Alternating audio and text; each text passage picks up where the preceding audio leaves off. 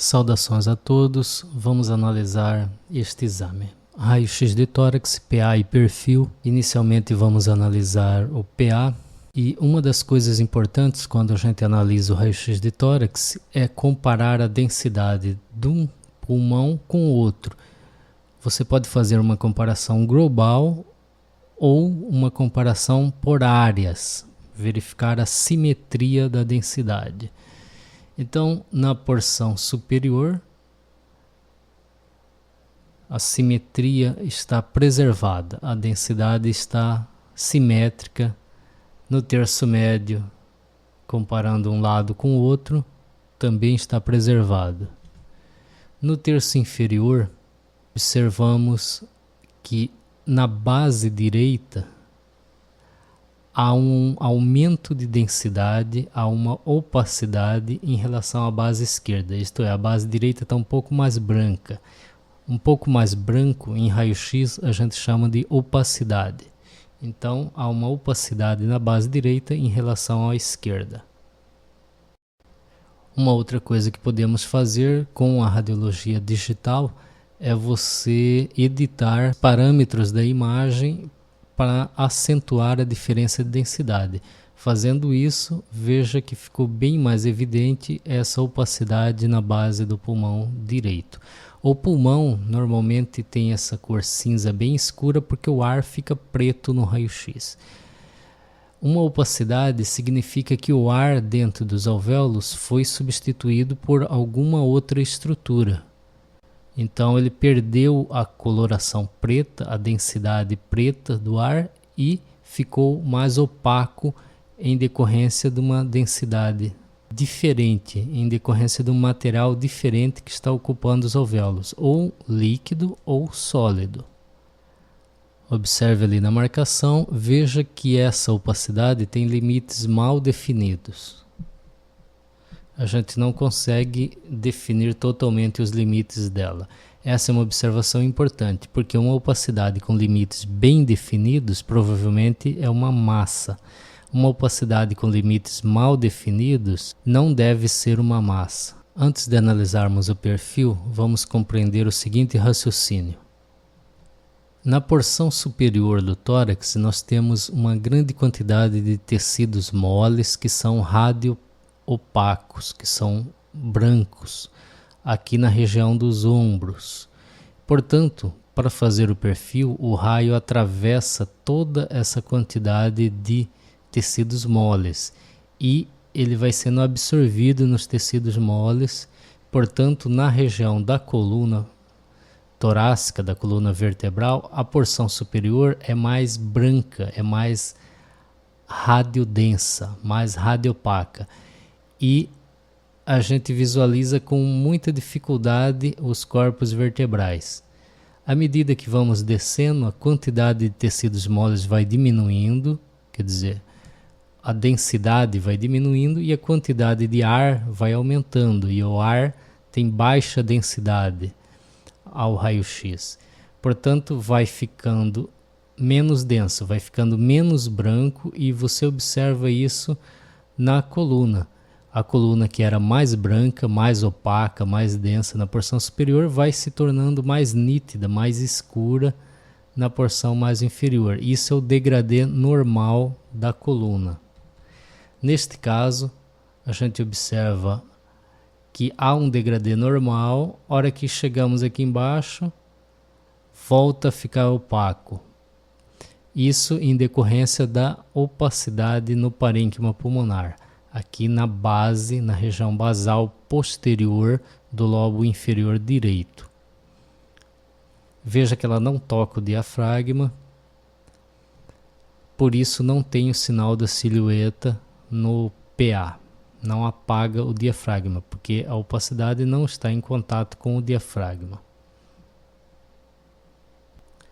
Observe ali, demarcada a opacidade. Aqui, com a edição da imagem, vemos nitidamente a opacidade no PA e no perfil, e conseguimos localizá-la. Então, diante de uma opacidade pulmonar, qual vai ser o nosso raciocínio em relação à causa? Primeiro, nós temos que afastar a possibilidade de ser uma atelectasia, de ser um colapso pulmonar. Não há, neste caso, nenhum sinal de perda volumétrica. O hilo direito está no lugar, o diafragma direito está no lugar, o coração está no lugar. Então não há nenhum sinal de que houve perda volumétrica da base desse pulmão direito. Portanto, não deve ser uma atelectasia. Então deve ser realmente uma consolidação. A consolidação significa que o ar de dentro dos alvéolos foi substituído por alguma outra substância. Então, frente a uma consolidação pulmonar, o nosso raciocínio etiológico vai ser o seguinte: o ar foi substituído por alguma outra estrutura, por isso ficou mais branco.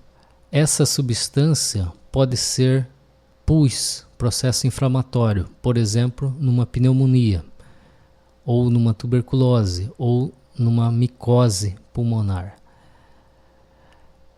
Essa substância que substitui o ar pode ser sangue, por exemplo, no caso de um infarto pulmonar, né? Uma embolia pulmonar com infarto pulmonar, no caso de uma contusão pulmonar, no caso de uma vasculite pulmonar, no caso, por exemplo, do pulmão do crack. Uma outra possibilidade é o ar ter sido substituído por lipídios, por exemplo, broncoaspiração de óleo, no caso da pneumonia lipoídica. Outra possibilidade é o ar ser substituído por líquido proteináceo, por exemplo, na proteinose alveolar. Uma outra possibilidade é o ar ser substituído por células neoplásicas, por exemplo, linfoma. Outro exemplo, o adenocarcinoma na forma de carcinoma bronquioalveolar, onde as células tumorais atapetam os alvéolos e produz uma grande quantidade de muco. O muco, então, e as células neoplásicas em conjunto substituem o ar presente naquele segmento, levando a uma consolidação. De forma, então, que uma consolidação não permite um diagnóstico etiológico. Você tem que fazer necessariamente a correlação com os dados clínicos, laboratoriais, eventualmente com o controle evolutivo. E se houver alguma dúvida, a tomografia computadorizada pode ajudar em alguns casos bem indicados, bem selecionados. Neste caso, como a história já é sugestiva de um processo infeccioso, tratava-se de uma pneumonia bacteriana adquirida na comunidade.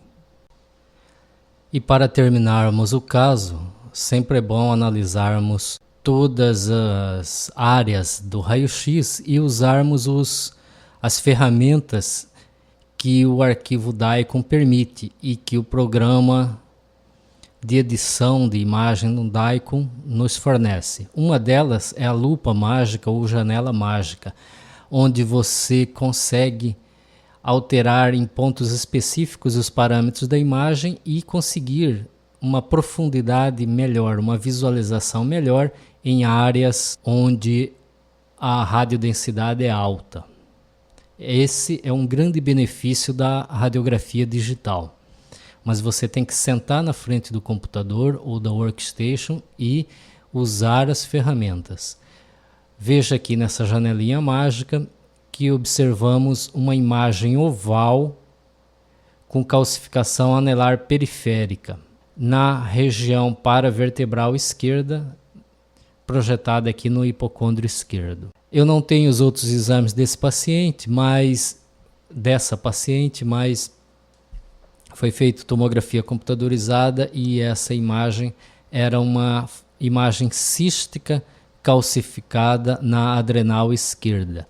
Como não havia alterações clínicas, como não havia alterações hormonais e havia exames antigos demonstrando a presença da mesma lesão inalterada, e como no acompanhamento não houve alteração, segundo o relato do caso, este não é um caso meu, é um caso publicado em revista científica que encontra-se livre na internet, foi assumido o diagnóstico como um provável cisto adrenal calcificado ou um pseudocisto pós-traumático calcificado na adrenal, talvez uma sequela de hemorragia adrenal antiga. Não é o caso, mas aqui no Brasil, na área sul, na região sul e lugares onde a epidemiologia é favorável, haveria a possibilidade disso ser um cisto idático. Não é o caso desse paciente, dessa paciente. Ok? Então, obrigado, até o próximo.